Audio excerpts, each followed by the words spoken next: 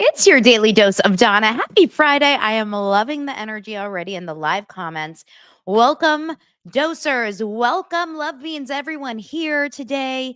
We have Friday energy on a Friday. It's Friday energy. I'm like looking a little washed out. What do we do about that with our cheeks? Does this work if you squeeze your cheeks? Okay. Welcome to the show. Hold on, let me slap myself. Welcome to the show. Oh, you guys are so adorable. Welcome. And I know that a lot of you guys listened to yesterday's Patreon. I had a really, I loved yesterday's Patreon. Just like anytime we can just be honest and chat about what we're going through and what we're experiencing and kind of just like, the online world and what it all is. It was a really fun episode. I have an update to what I talked about on Patreon yesterday, but maybe I'll save that for Sunday's episode. Today, we're going to talk about all kinds of things. And I just wrapped up watching both OC and Big Brother. So I've got a lot of thoughts. Um, we'll get into all of that, plus more on today's, are we saying it together? Daily Dose of Donna.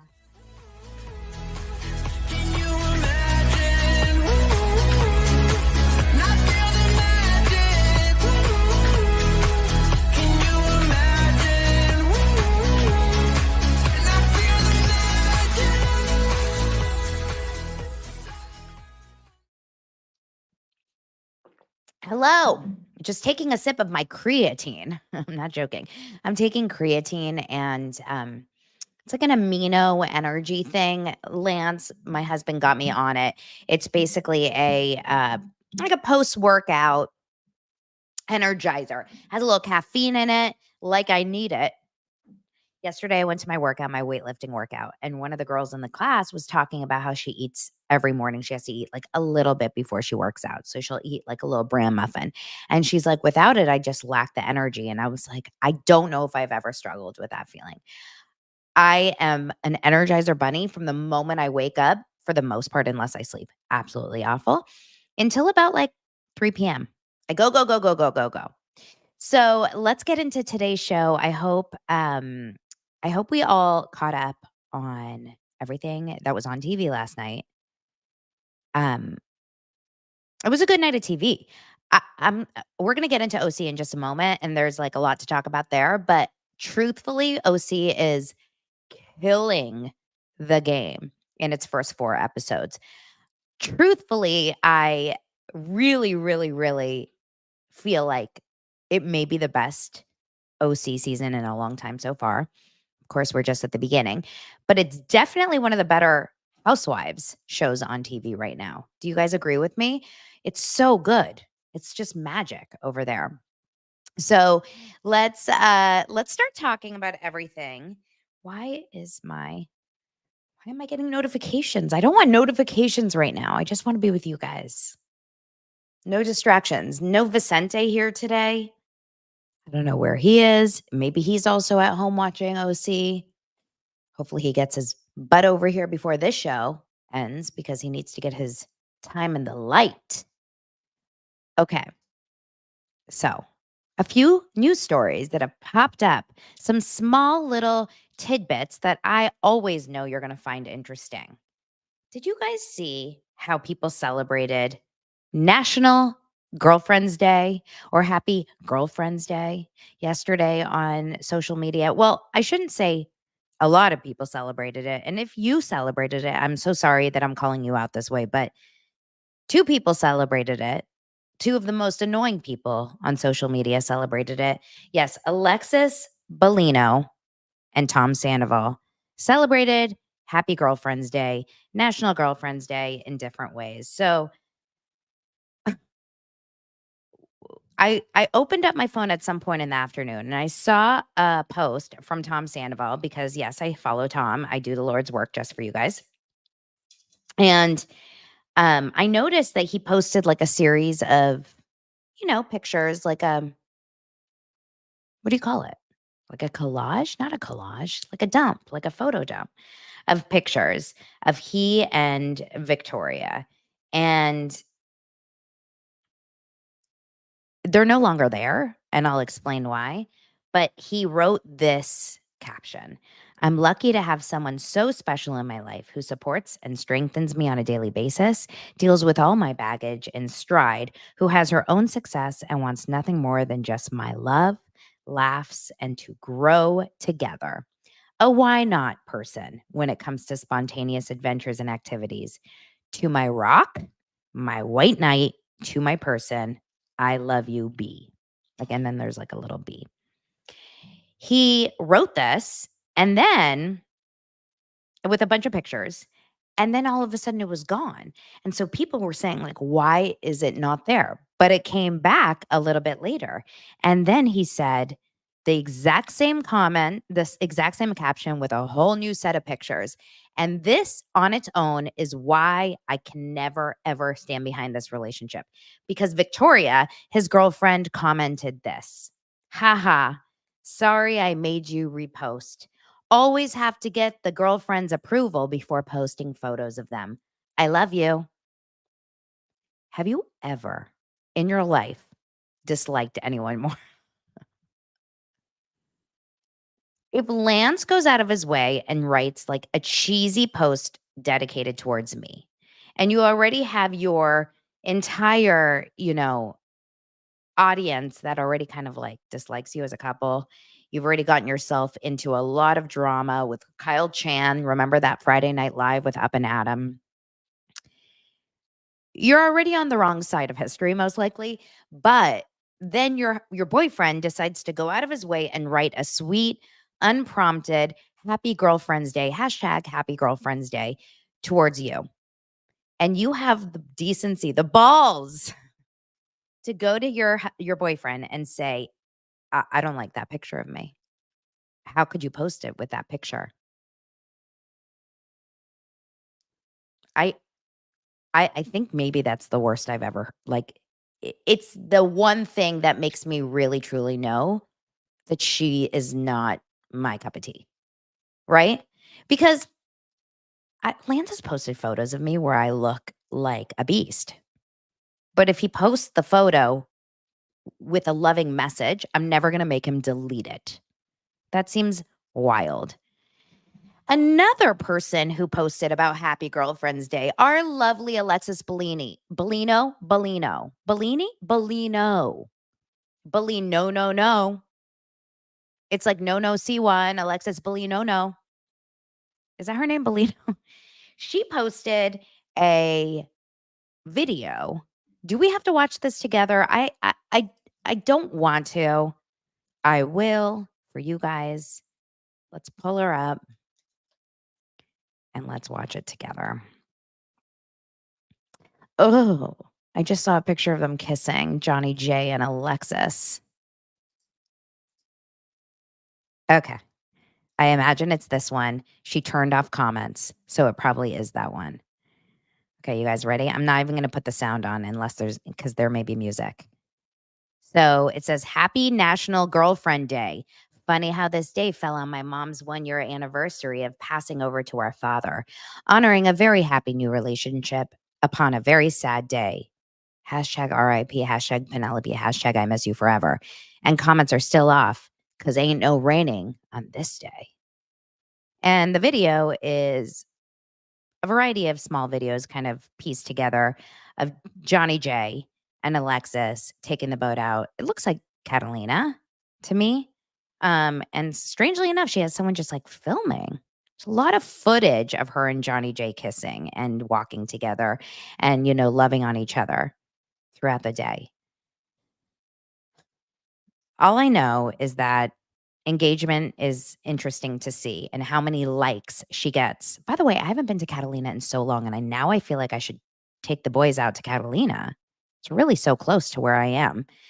But she has 945 people that like this video. 945. Because I think everyone can pretty much agree that she's quite possibly one of the hardest people to support, watch, love. Just to kind of give you a heads up, like this video that she posted of her and her daughter or whatever had 1,613 likes. So I don't think that most people are backing up Johnny J and Alexis Bellino. No, no, no, no. Right? Um, now, Johnny J, after their interview with Carlos King that aired earlier this week, I've I think we can now start putting together our worst couples. You know how we a few months ago we like would talk about the best couples on Bravo, and it was Gertie and Russell, and it was who was another amazing couple? Like I forget them as we go along. I start to forget who all the couples are on these shows. Who would you say is one of the best Bravo couples? Oh, I love Danny and Nia from the Valley. Um, Trying to think who else. Now, and I guess we used to put Mauricio and Kyle in that category years ago. But let's think about who would join the crappiest, worst couples on Bravo. Okay, we have a long list. We have a long list. We have Tom and Victoria, Tom Sandoval. We have Brittany and Jax. We had Jesse and Michelle, but they broke up for us. They did that for us, not, to us. We have um Alexia and Todd. That was a pretty shitty relationship. Obviously, Louie and Teresa. Michelle says whether you like Danielle from New Jersey or not, her husband is so supportive of her. I love Danielle and Nate, right? That's his name, Nate. I think they're a great couple because he's so lovely and wonderful, but he's not blindly loving and wonderful like Bill is to Jen, right? I love you, Jennifer. Remember his song? I love you, Jenny. Teresa and Louie, they are the kings of the castle when it comes to bad couples. And then under that comes, I actually like Melissa and Joe as a couple. Is that wrong of me? I think they're actually kind of cute together. Lisa and Ken are always a good couple. I wonder if Ken is still talking about the jacuzzi. There's some interesting ones out there. But I would say that Johnny J and Alexis Bellino take the absolute mother effing cake with Gretchen and Slade. They're down there. Although you have to look, Gretchen and Slade are very happily married from what we see, right? They have their kids, they're married, they're doing their thing. So it works out for some people. I just saw an article that a couple that met on Ashley Madison 20 years ago. 20 years ago. And Ashley Madison, as you know, is the cheating website, right? It was the dating website where you go on if you want to have an affair. Two people that met on Ashley Madison are still together 20 years later and in love. So it could work. I think we need to do a Bravo Love Island couples edition type of situation. Like I 100% think if you put some of these couples in a villa together, right? All the worst couples, Teresa Louie, Jax Brittany, you know, Tom Sandoval, all of these types of couples, Alexis and Johnny J, you put them in a villa. Then there's a Casa Amor. And the Casa Amor, like, I would love to see what would happen. Oh, it would be good TV. Someone call those Bravo execs. Um, who is not married? Someone says they are not married, Donna. Who?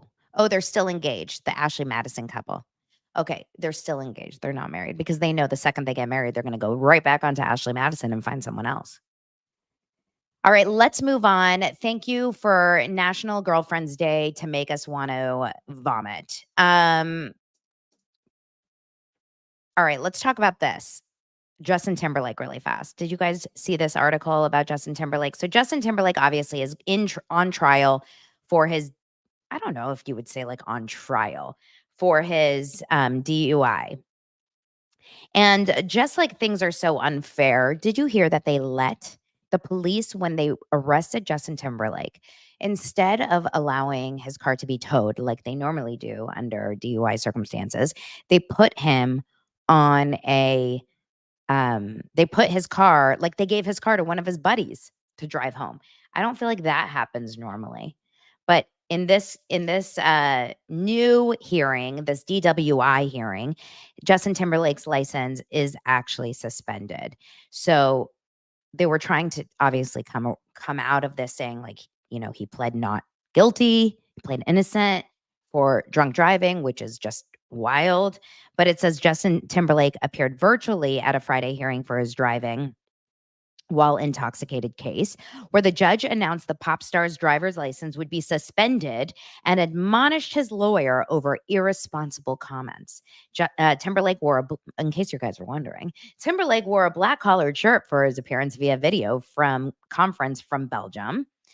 The Sag Harbor Justice Carl Irace, IRACE, reprimanded the musician's attorney, Edward Burke Jr., for irresponsible comments he made at the last court hearing, adding that it comes off as an attempt to poison the case before it even begins. The judge even threatened to issue a gag order if the attorney continued to make such comments. So I believe the comments were something along the lines of, he is not guilty and he is going to fight this, et cetera, et cetera, et cetera. I just think, to me, this is one of those things. I think we can all agree on this, right?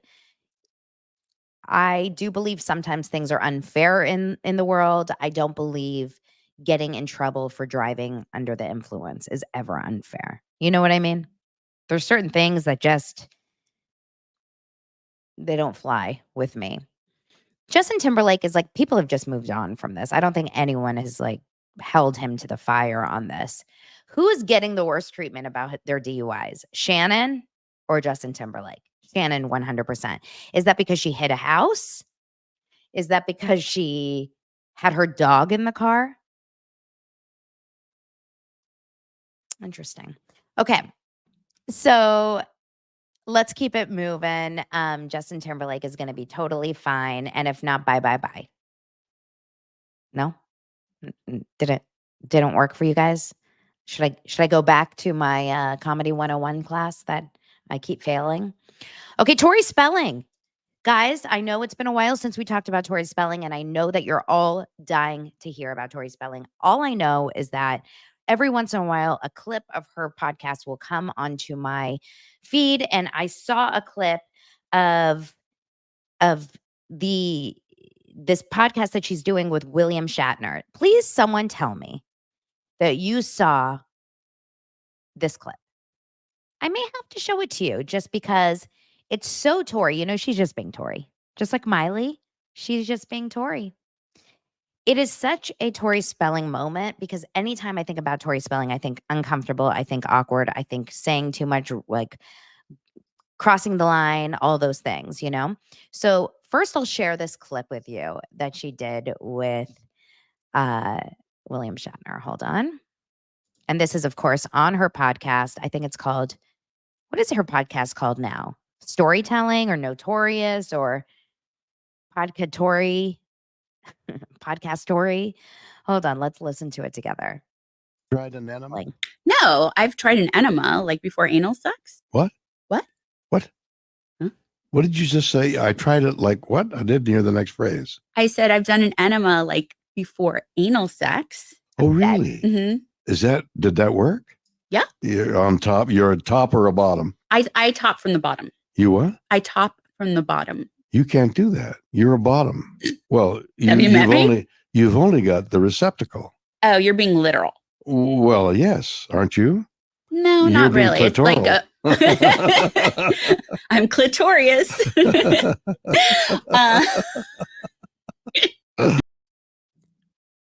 I'm sorry, what?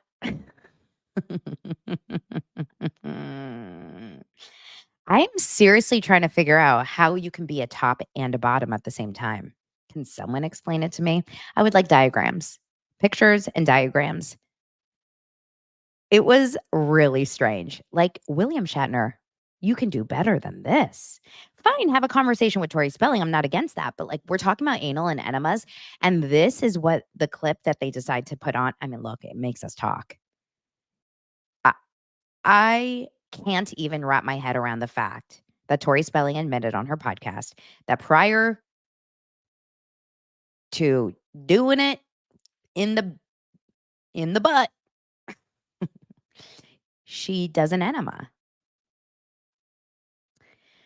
Honey, just wait 1 second. Got a little business to attend to. Do you talk about this earlier in the day? Are you like, tonight's the night? So let me prep, like a colonoscopy situation. Do you have to drink the drinks? Or is it just like spur of the moment? Friday night, martini down. Hold on, let me enema. So confusing. Oh my God, Donna, it's when the submissive takes control of the dominant. So you can, okay. So you're the bottom physically, but you're the top by like power. Like you're taking control of the situation from the bottom. Whew. Uncomfortable. However, in order to continue the Tori Spelling conversation, we do need to give you another story about Tori that is wildly uncomfortable to talk about. And the fact is that Tori Spelling is now saying that she has to consider joining OnlyFans to put her 5 children through college after blowing through her fortune and being cut off from her family's $500 million empire by her mom, Candy Spelling. Okay. She's considering starting an OnlyFans to fund her college educations. She did this on that same podcast. So with William Shatner, who, by the way, is 93. That actually is the most wild part of that. He looks amazing for 93. On the same podcast with William Shatner, she talked about anal, enemas, and OnlyFans to support her children. Do you think she's trying to get into William Shatner's pockets? Maybe she's hoping that William Shatner single? Maybe she's hoping William Shatner takes a wife before the end of his life.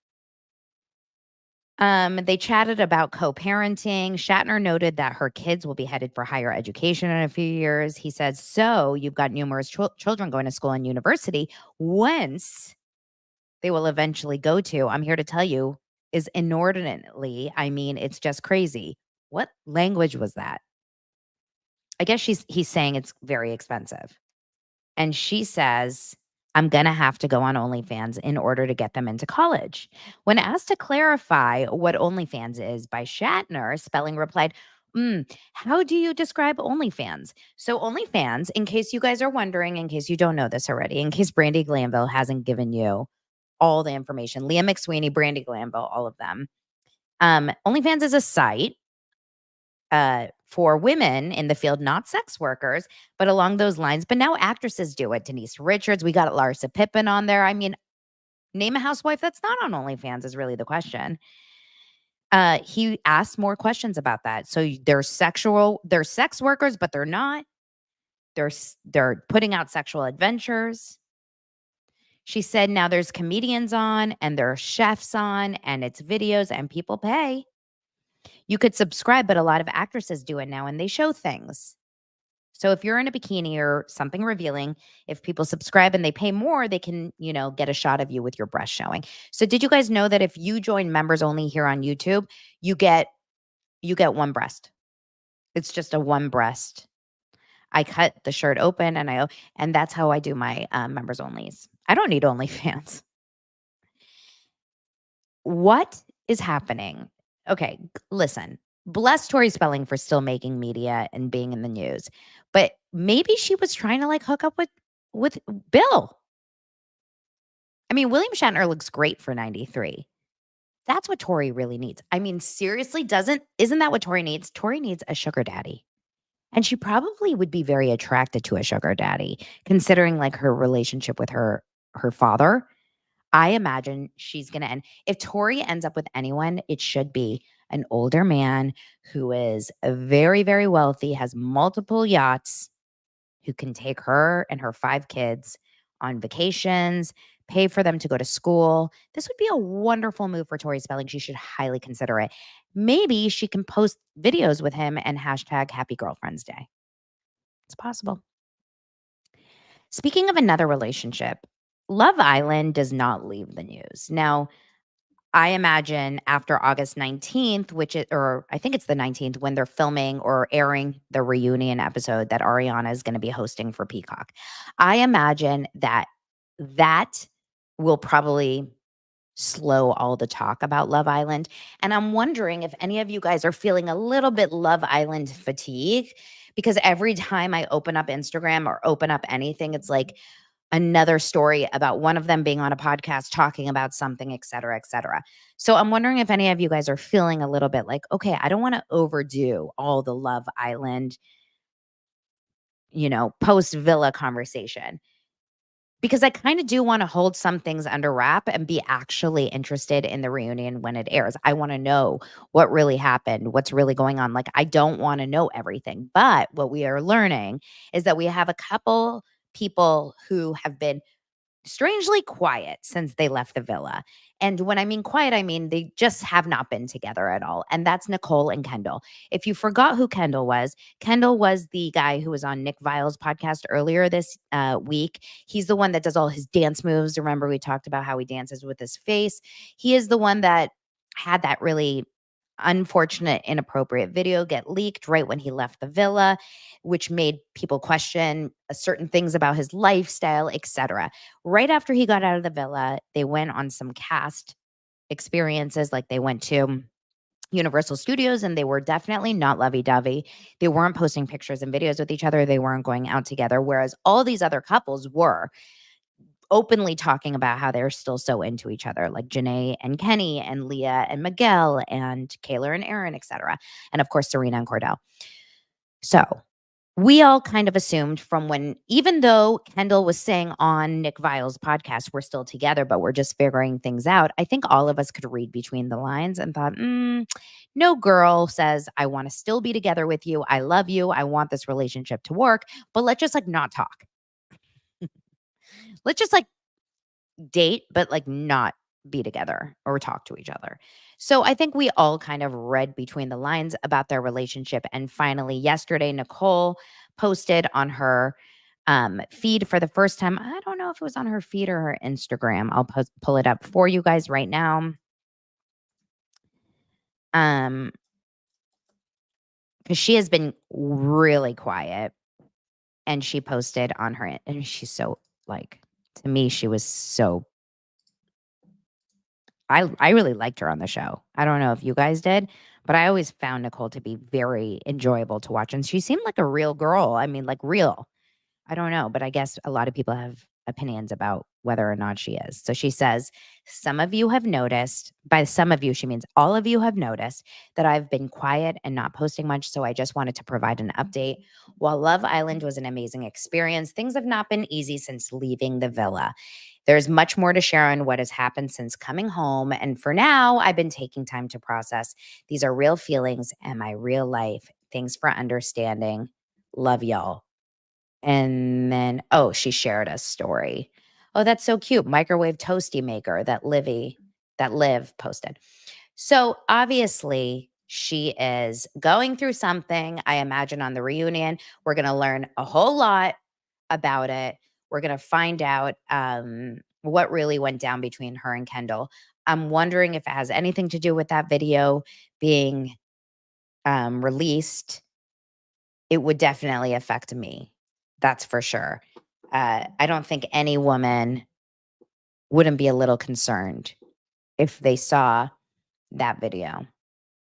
If, you would just wonder, do you really fully know this person or not?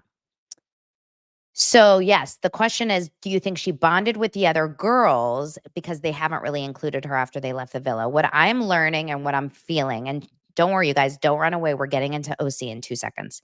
What I'm feeling is that there were two groups in the villa. And my gut feeling is that it was Leah. It was the PPG girls, right? It was Leah, Janae, and Serena. And then it was Liv, Kayla, and Nicole. And of course, there was girls that came in and out.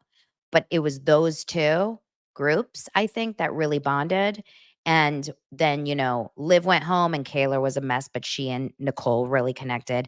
And then Kayla went home and Nicole was left as the 4th with the PPG girls who were tight and thick as thieves. And if you have ever been on the outskirts of a friendship as like the odd man out or someone that's a little left out, there's never a good feeling around that. So maybe there was some real stuff about that. But either way, I like Nicole. I don't know. I mean, I can't judge who people are. I just watch them on the show, but we all know that they all get edits, which is going to bring us to our next conversation. I say we do OC and then Big Brother. So OC was on last night. Like I said, episode 4, this is such a good show. You guys, Wanda gifted someone a membership. Who got it?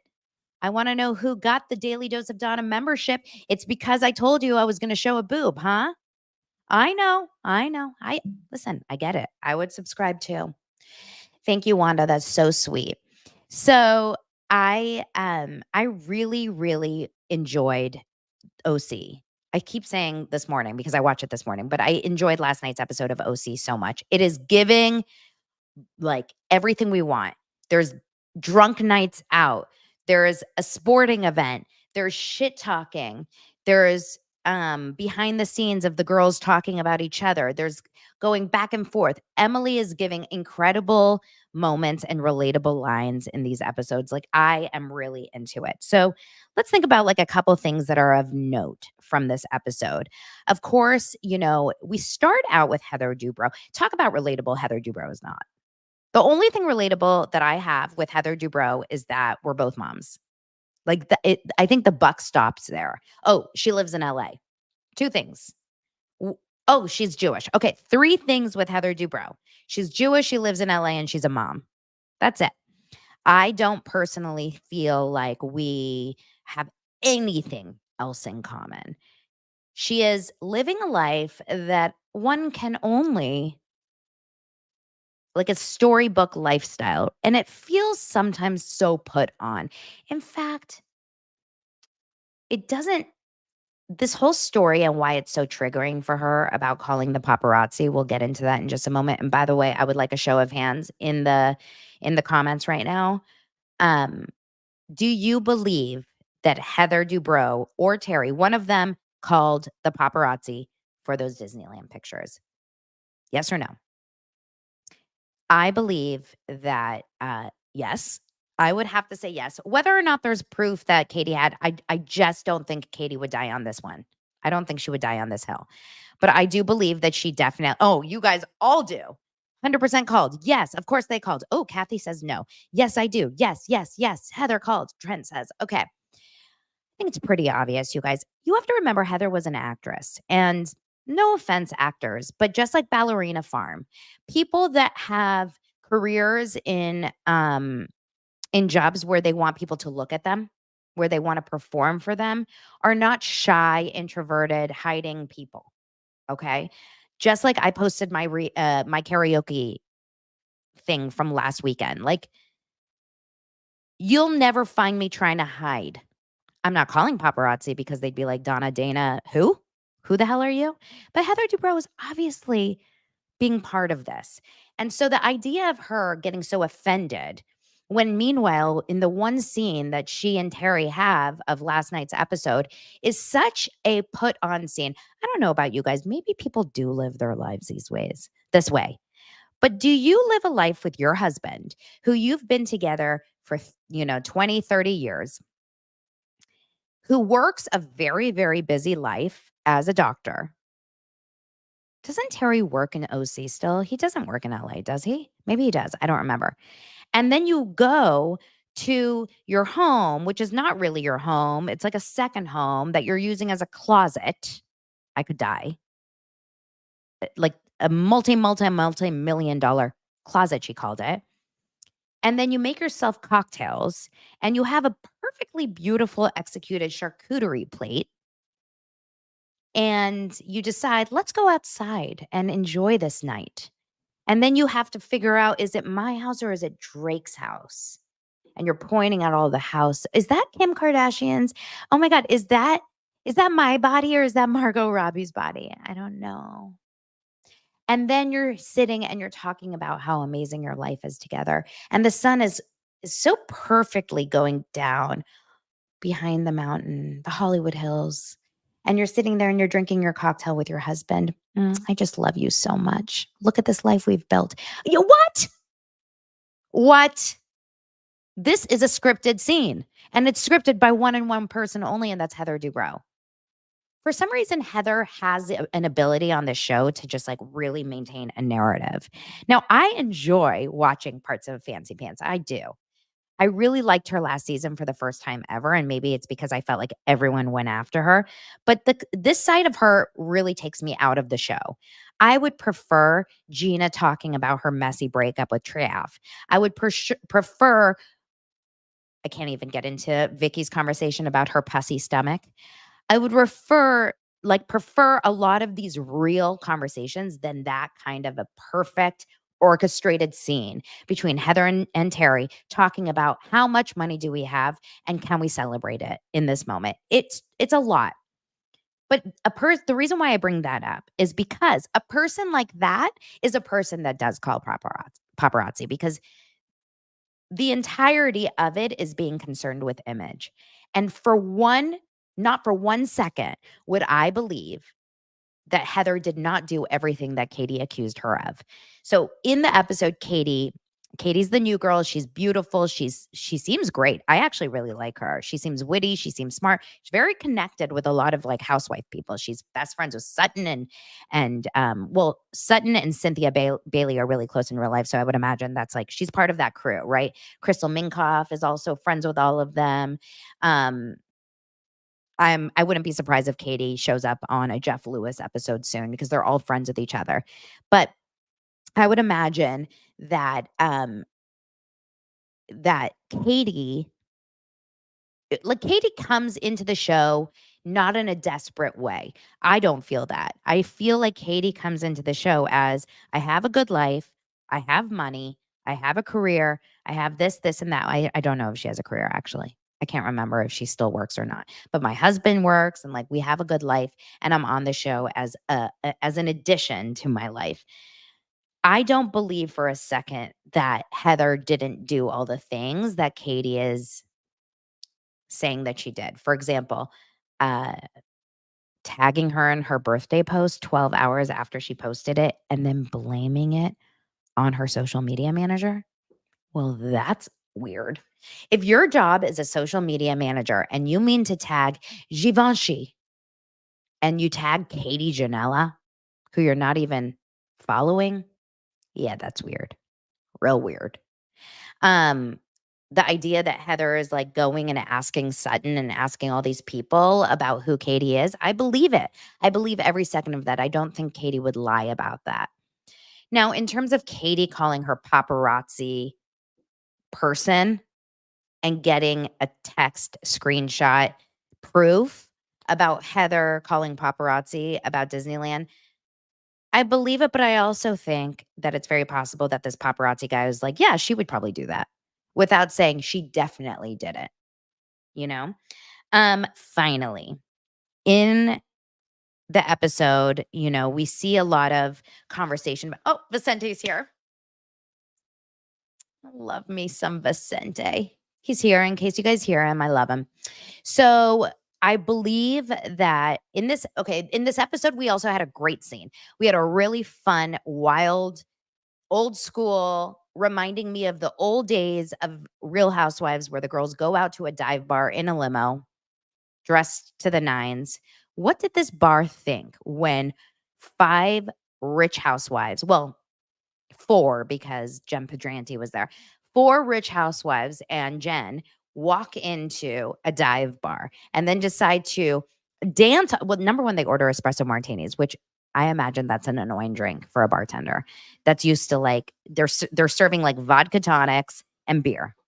And then they get a bunch of espresso martinis and then they get hammered and dance on the bar, Coyote Ugly style, but like grinding on the bar, taking the soda sprayers, spraying it all over their bodies. I mean, these women were trash. This was like a crazy experience. I have to sneeze. Hold on. Oh, come on. It went away. Don't you hate that? It was so real. Anyway, Michelle says if I was the bartender, I would be pissed. And I would be too. I couldn't believe that that was happening. I would imagine production probably gave them like a hefty amount of money because there was water and alcohol being sprayed. And at one point, Tamara was laying on the bar and all over her like pleather leather pants. Like they were spraying water and alcohol. It was so strange. But the conversation, and imagine how annoying for Gina, because Gina's sober. Imagine how annoying it would be for Gina to hang out with that. Like, I would imagine if you're not a drinker, hanging out with incredibly drunk, asshole acting women would drive you insane. Think about all the other people at that bar. I'd be like, what is happening? Although there was one guy, one older guy at the bar, and he's like, so do you get an enema when you get anal? I mean, that was what I saw as like subtitles. I didn't make that up. So in this conversation at the table before the Coyote Ugly grandmas went on the bar, they talked about the fact that Katie is spreading this conversation about Heather and the paparazzi. Now, riddle me this and explain me that. Why are these women so nervous about Heather getting mad? More so than anyone else. I hope Heather doesn't find out. Oh gosh, what if Heather finds out? Heather can't find out about that. What if, have you told Heather? Oh no, I'm so scared I have to tell. What's happening there? This is a show that's based on people telling each other shit to instigate and stir up the pot. Why are they so nervous about Heather? Why is Heather held to like a different standard on the Real Housewives? Everyone talks shit about everyone. Everyone spreads rumors about everyone. If you hear something, you say something. That's how housewives work. But oh my God, I can't believe she's saying this about Heather. Oh no. Fancy pants. So they end up, and then Gina even, I mean, I know she was joking, but she even said to Emily, like, Katie better eat that protein shake, drink that protein shake and eat that, drink that creatine. She's going to get Heather. What? Like, we're so worried about Heather Dubrow? It's weird. Maybe it's just because of the influence that she has because she's so wealthy. Like, everyone was so scared of Kathy Hilton, you know? Okay. So, they go, we have a fun kind of like cross night where Gina has Katie come to her house. I don't care about what they were doing or talking about. That was kind of boring. But in the meantime, we had Emily at Tamara's house drinking their THC drinks. And look, I am a fan of Venus CBD for their nighttime vitamins, their nighttime, THC gummies. They put you right out, the lights out, all of those. I have had those drinks. The drinks F you up. Okay, it's not a joke. Those drinks F you up and they taste like lover boys. You know what I mean? Not so good. Not so good. And they really F you up. So they're sitting and having a bunch of snacks. I love Emily because she's like holding red vines, like she's talking with her red vines, and they're talking about the whole situation. But they all agree with Katie. They all agree with Katie. They all know that Heather asks for paparazzi. She is a photo, like she wants to get photographed. She wants to get paparazzi. She goes to the hotspot. She goes to the Ivy. She goes to Craig's. She goes to the places where she knows she's going to get photos taken of her. And meanwhile, these girls are all in agreement with Katie. They're just so happy Katie is saying it and not them. But then they decide to like be so scared. Oh God, Heather can't know. Let's just go tell Heather. Gina goes, I have no choice, but I have to tell Heather. I have to tell her. If I don't tell her, then I have to tell her. Okay. We go to this golfing event, which looked very nice, actually. I actually really liked Katie's husband. He seems like a nice guy, Matt. They're doing these golf lessons with all these drinks and whatever, and they're having fun. And Shannon really should take up golf. I would imagine that's a good, like, single woman sport in your 50s and up. But of course, they decide to tell Heather. They decide to pull Heather aside and explain to her, and who do you think's doing it? Tamara. Tamara is the queen of telling the other person the story. She loves to stir that pot. One thing we know about Tamara is she's really good in the kitchen. You know what I mean? So she's stirring, stirring, stirring, telling Heather. Heather is getting pissed. Heather and Katie have a conversation, and Heather is like, I swear on my children's life, I have never called paparazzi. And what she didn't say is, I text them. Because she reaches out to them. There's no way she doesn't. So maybe she doesn't pick up the phone and call them, but I think she texts them. I think she emails them. Lori says, I don't believe Heather is calling the paparazzi. I find that interesting. Why?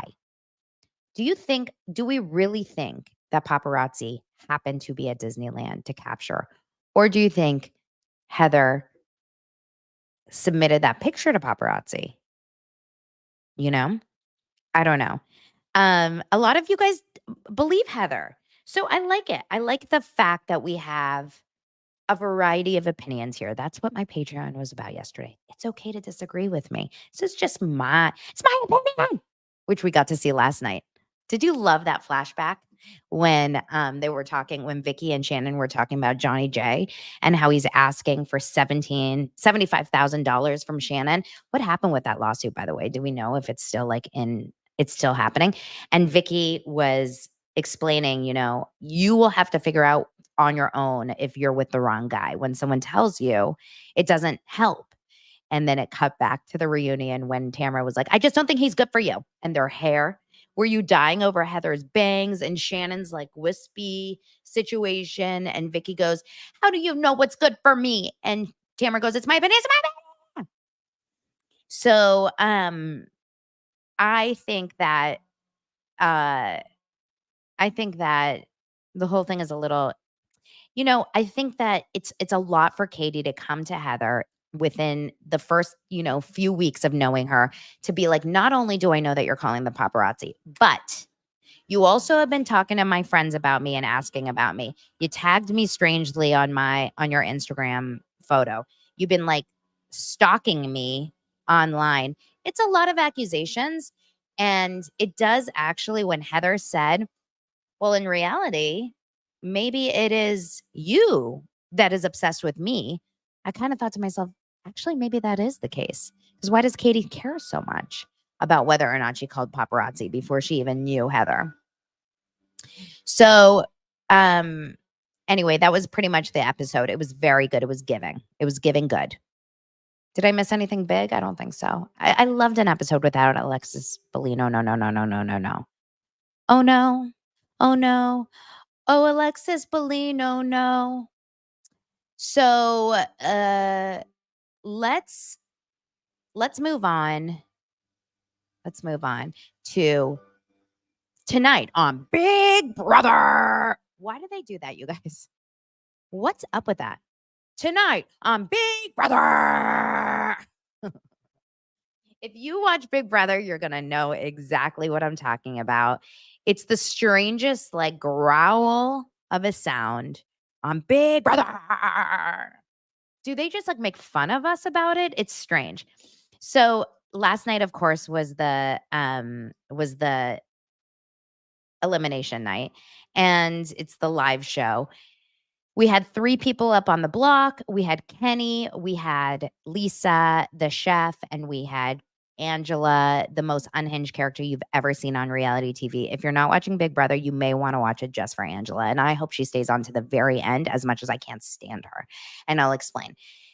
Kenny got himself off the block because he won the veto competition. And then we had Tucker go up instead because he knew that he was doing something to show that he is a good person, a good player, because he knew that between Angela and Lisa, he's fine. And he was right. I watched the episode, and this is basically a lot of this episode was Angela being paranoid. Angela is in case you guys don't remember, she's the one yesterday that I talked about who people are saying she's a producer plant. Angela is as paranoid as can be. This woman is like, she needs a Xanax. Ramona Singer needs to get in there and be like, take a Xanax, calm down. She's nuts. There's nothing worse than a person like Angela if she's real. If this is real, she's convinced that everyone's against her. She's convinced that everyone has a plan for her. She's convinced that like this person is doing this person. part of Big Brother, tell me if I'm wrong, part of Big Brother and the way to play Big Brother is to be able to, I don't know, play the game. Don't show all your cards. Don't lay all your cards out on the table. I'm so confused why she's so openly nutso from day one with the HOH when she went down and created this whole like she thought she was on she thought she was the lawyer on presumed innocent. She was like, I have something to say to this house. Then she's calling Lisa the twit and going back and forth. Well, I'm just saying what everyone else is feeling. Then she's against Quinn. You're going against me. Then she's against all the four members of the house. I'm not racist. I'm not racist. Like crying hysterical. Oh my goodness. This is too much for me. So I watched not the veto competition, the AI competition, which essentially pulls one person off the block. And Tucker very obnoxiously became British when he won. And he's like, I love a puzzle. I love a puzzle. It was wild. He wins. He takes himself off the block. So now we have exactly who we kind of want on the block. We have annoying, stressful, chaos creator Angela. And then we have annoying, glitter, annoying chef Lisa. Both of them are bad. Both of them are hard to watch. Angela is more of a chaos, like I said, chaos creator. And Lisa is probably just a stronger player in general. And maybe that's why they decided to eventually kick Lisa out. They evicted Lisa and not Angela. And then Angela spent the next 2 minutes crying hysterically, telling everyone that she is going to make them proud. I can't tell you how happy I am to be here. I'm going to make you proud. And when I say I hate her, I don't think I'm like, put her in that, Bravo villa with all the annoying couples. Like, just put her in an annoying place. But at the same time, please don't leave the house because she is actually the most interesting part of the show. I do like this cast, but I think we're going to lose a lot if we lose Angela. So I'm actually okay with her staying on the show, but I worry about what's going to happen when she leaves the show. It may be worse than some of these people when they leave the villa. You know what I mean? Like, she may have a very hard awakening, and no one will ever hire Angela to buy a house or sell a house. Can you imagine working with her as a realtor in this economy? No, no, no. No, no, no, no, no. And Alexis Bellino, no, no. No. Yeah. It was a great episode. I'm really liking this cast. Obviously, we're not going to watch anything until Sunday. I don't watch the live feeds and I don't follow any of the accounts because I don't want to be spoiled. I like to watch the episodes as they are edited, as we are supposed to watch it. I don't want to know how good people are when they're not on camera or how horrible people are when they're not on camera. I want to see what I see and learn all about that. It's quite a cast though, and it's worth watching for any of you guys that are feeling the lack between all of the, the lack of Bravo shows. Brittany, meanwhile, I may be at Jax's tonight. Okay. I don't want to promise anyone. Don't call the paparazzi. Guys, don't call the paparazzi, okay? Text them. Maybe at Jax's tonight. I'm calling Katie's contact. I may go to Jax's tonight on a last whim with a girlfriend. I will let you guys know. Obviously, I will be posting about it if I do. The reason I say that is because we know that Brittany Cartwright and a bunch of the Valley girls are in Santa Barbara right now for a birthday or Janet's birthday. I think Janet's there. Nia's there. Brittany's there, of course. We have Jasmine there. Chris and Dodie's there. We know Zach is there this time because he posted that he took a picture of Brittany. And Jax is at his mental health retreat or doing ayahuasca. I don't know. We don't know where he is. So I don't think any of them will be at Jax's, but that's okay because I want to go to get the Jax's experience when Jax is not there. What if Jack shows up while he's in treatment at Jax's? It will be fun. So I will tell you guys all about that on Monday. And then of course, Sunday Funday Patreon. Have an amazing weekend. Enjoy the first weekend of August. Don't burn, wear sunscreen, keep cool, stay calm. And I don't know. That's really where I end it. Love you guys. Thank you for being here. Bye, dosers.